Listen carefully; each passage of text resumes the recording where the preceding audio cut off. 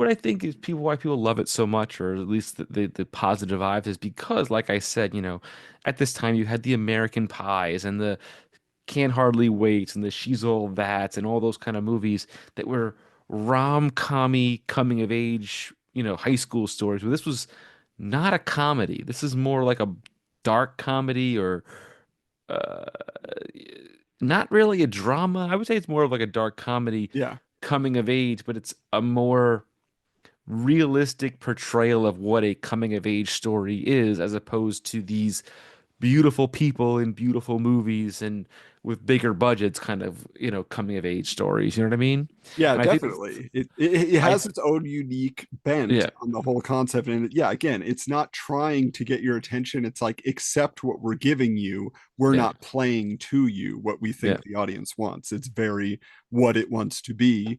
Now, I have to ask you this. Who do you think was actually my favorite character in the movie? Okay, if you think about all the weirdos that show up, who do you think is my guy? There's your one hint. It is a guy. I mean, the obvious guess would be Steve Buscemi, but I think it's Brad Renfro.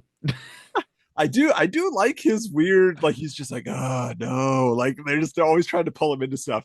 But it's actually the guy who always comes into where Brad Renfro works, Doug, Oh, the shirtless guy with the mullet yes, and nunchucks. the And nunchucks guy. that guy, he only has two scenes in the movie, but he is amazing. And I love him so much. Like, he got me so excited because he looks like somebody who would have been in a Napoleon Dynamite sequel. Like that, Yes. maybe that's where Napoleon Dynamite ended up, 5 years after high school. Well, when did Napoleon Dynamite come out? 2004.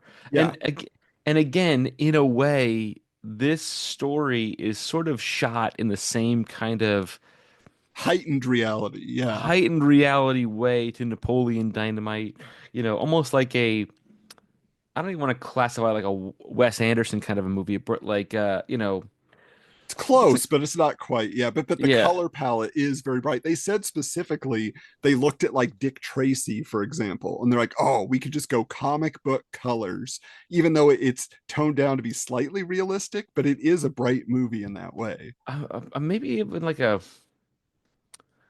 Christopher Guest kind of movie, like a Yeah, I'm trying to think of Waiting what's for Guffman, Best in Show.